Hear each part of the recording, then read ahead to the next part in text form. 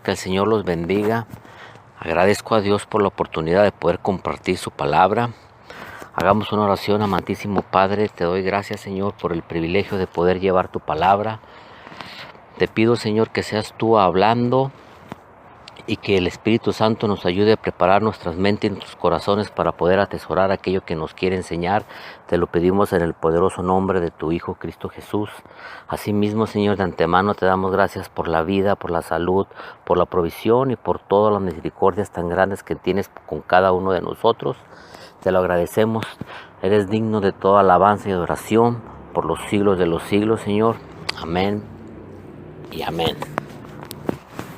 Los evangelios nos cuentan que Pedro tuvo un diario convivir con Jesús durante varios años y fueron muchas las ocasiones en que Pedro se jactó de decirle a Jesús que él nunca lo dejaría, que él siempre estaría con él, que incluso si era necesario él moriría por él. Pero dentro de este tiempo que convivió Pedro con Jesús, no solo fueron promesas hechas por Pedro de que siempre estaría con él, también fueron muchas las ocasiones en que Pedro le falló a Jesús, como por ejemplo, hermanos, el corte de oreja que le dio Pedro al soldado, la vez que Pedro y los hijos de Zebedeo se quedaron dormidos en lugar de permanecer despiertos velando juntos con Jesús apoyándolo, las 3 veces que lo negó Pedro, el correr despavorido Pedro por temor a que lo lincharan, y todo esto ocurrió tan solo en un lapso menor a 24 horas. Olvidándose entonces Pedro de todo lo aprendido por Jesús años atrás y dejando de lado todas las promesas que Pedro le había dicho a Jesús de que jamás lo dejaría. Ahora, hermano, ¿qué nos enseña esto, hermano? Inmediatamente aquí, hermano, nosotros podemos ver la naturaleza humana, hermano. Y esa es la naturaleza humana. De alguna manera u otra flaquearemos, de alguna manera u otra nos quebramos. Y es que, como en el caso de Pedro, el miedo te hace cometer cosas que sin él nunca harías. Amén. Ahora, lo más importante es que no debemos perder de vista es el mantenernos en la pelea, el volver a levantarnos. Hay 2 cosas, hermano, que yo quisiera resaltar de este momento. Número 1, Pedro nunca de ninguna manera pensó llegar a negar a Jesús, o pensó quedarse dormido, o pensó huir despavorido dejando a su suerte a Jesús. ¿Qué fue lo que fueron estas? Fueron reacciones del momento motivado por miedo y cansancio. Número 2. Pero, ¿y qué hay de las acciones predeterminadas, hermanos? Como por ejemplo, cargar la espada por si querían aprender a Jesús. Esa fue una acción predeterminada. Entonces aquí vemos que hay 2 aspectos. Son las acciones por reflejo y son las acciones predeterminadas. También en la cuestión del perdón, Jesús nos enseña que hay que perdonar hasta 70 veces 7 al ser humano, al hermano al que tenemos a un lado. Lo que nos habla y nos enseña de la naturaleza humana caída, hermano.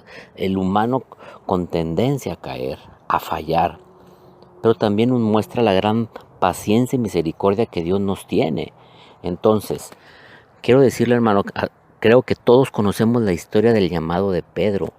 Esta historia sabemos que está relatada en Lucas 5 y también la contienen en los otros evangelios. Pues en el evangelio de Lucas 5 nos dice que mucho había trabajado Pedro y nada había conseguido, cuentan los evangelios. Pero Jesús los llevó mar adentro y fue tanto lo que pescaron que las redes se rompían, cuentan los evangelios. Y ahí fue precisamente en ese momento cuando Jesús le dio una promesa a Pedro, diciéndole: ya no serás más pescador, ahora serás pescador de hombres. ¿Y qué pasó? Pedro dejó todo y siguió a Jesús. Dejó trabajo, dejó familia, dejó amigos, dejó casa, dejó todo y siguió a Jesús. Ahora, piense esto, hermano. Después de dejar todo por alguien y poner tu esperanza puesta en ese alguien y de repente muere crucificado, ¿qué te queda? No te queda nada. Las esperanzas de Pedro murieron con Jesús. El tratar de imaginar cómo se sentiría Pedro es algo difícil, hermanos, porque ¿qué pudiera haberse sentido Pedro? Lógicamente asustado, desmoralizado, angustiado, tal vez hasta decepcionado, hermanos. Pero pasó algo sorprendente, porque en el Evangelio de Juan, en el capítulo 21, nos cuenta cómo Pedro estaba pescando sin éxito, ya después de haber muerto Jesús, de haber sido Jesús crucificado. Pedro regresa a pescar con los otros apóstoles y aparece Jesús en la playa. Fíjese bien, y aparece Jesús en la playa y vuelve a suceder como sucedió en la primera vez. Jesús les dice, echa la red a la derecha, y vuelven a tener una pesca milagrosa, pero esta vez las redes no se rompen, hermano. Después de esto, Juan nos relata la restauración de Pedro a partir del verso 15 en adelante. Jesús 3 veces cuestiona a Pedro diciéndole, ¿me amas? ¿Me amas? ¿Me amas? Simbólicamente repitiendo las 3 veces que Pedro lo negó. La pregunta sería válida, hermanos, decir, ¿cuántas veces hemos negado nosotros a Jesús con nuestras acciones? ¿Cuántas veces hemos negado a Jesús con nuestra manera de hablar? ¿Cuántas veces hemos negado a Jesús con la manera en cómo tratamos al prójimo?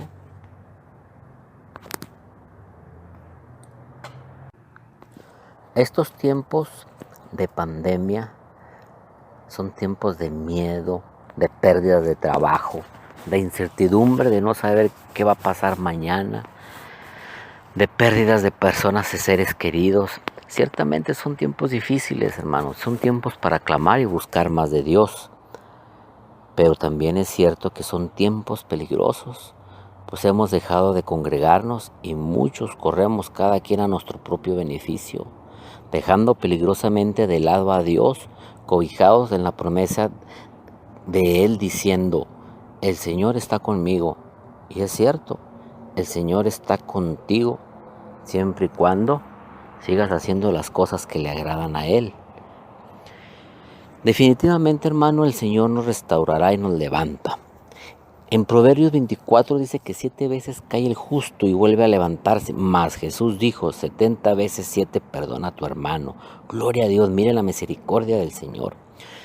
Claramente los evangelios nos hablan de un marcado interés en Jesús cuando éste resucita de ir a buscar a Pedro.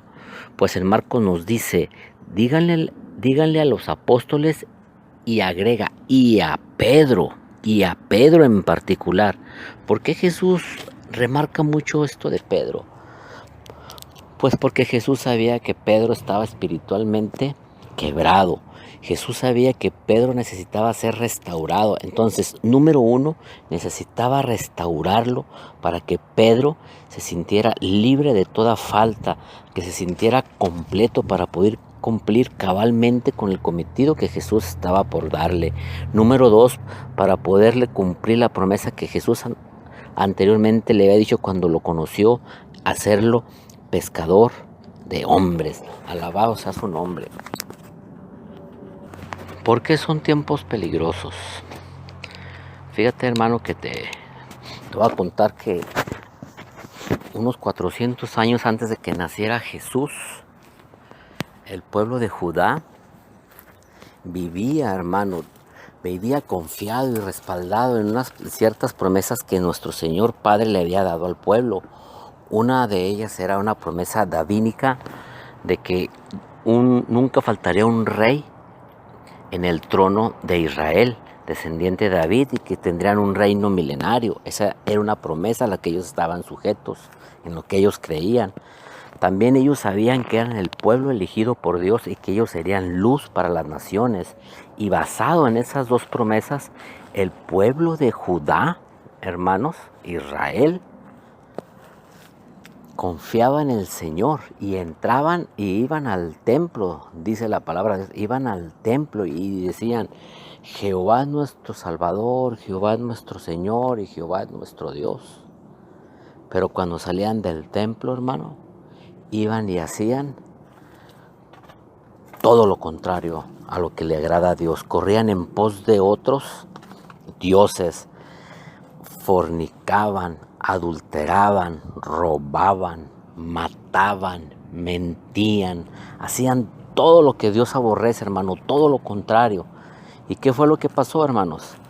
Era cierto, las promesas el Señor se las dio y ellos descansaban en esas promesas y ellos pensaban que jamás algo les iba a pasar apoyados en esas promesas.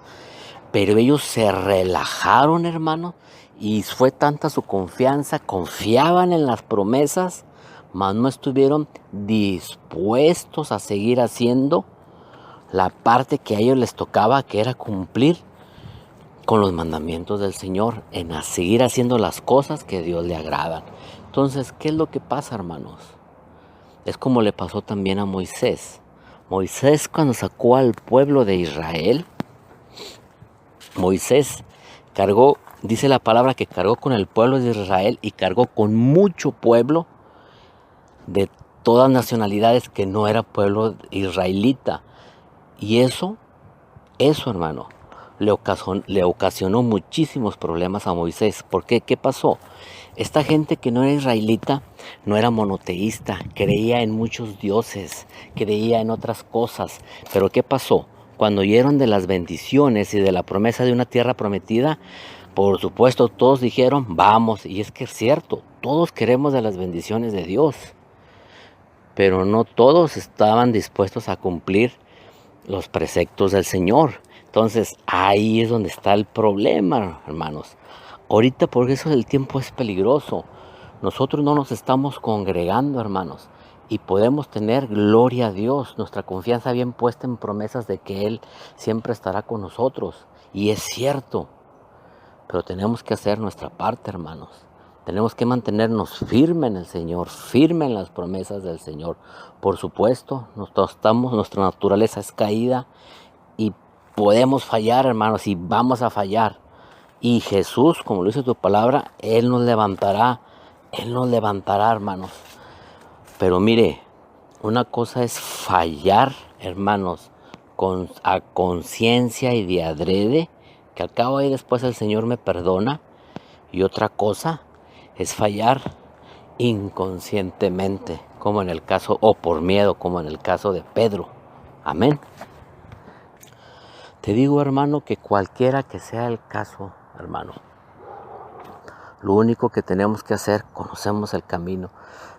Si hemos fallado, hermano, si hemos quedado mal con el Señor, volvámonos al buen camino, arrepintámonos, pidamos perdón y Jesús nos restaurará. Hermanos, Jesús está ahí listos. Jesús está listo ahí, hermano, para levantarnos, para redimirnos, para apoyarnos. Declaramos la sangre del Cordero sobre nuestra vida.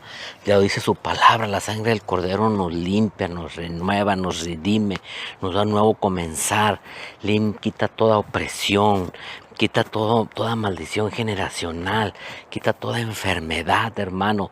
Alabado sea su nombre. Acerquémonos al Señor, hermanos, acerquémonos al Señor.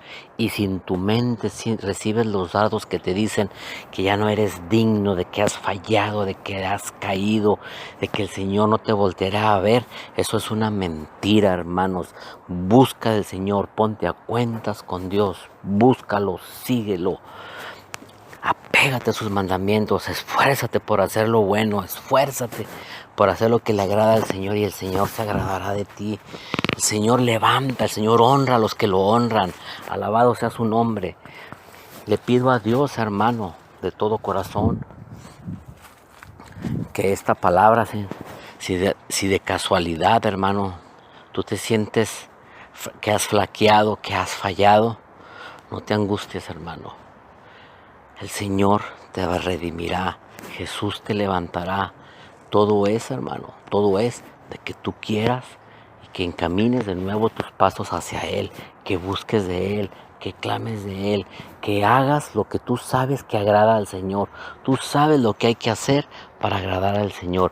Que el Señor te bendiga, que el Señor te guarde, que el Señor te prospere, que el Señor te dé luz a tu casa, a tu vida, a tu entendimiento, que traiga luz a tu espíritu, a tu alma,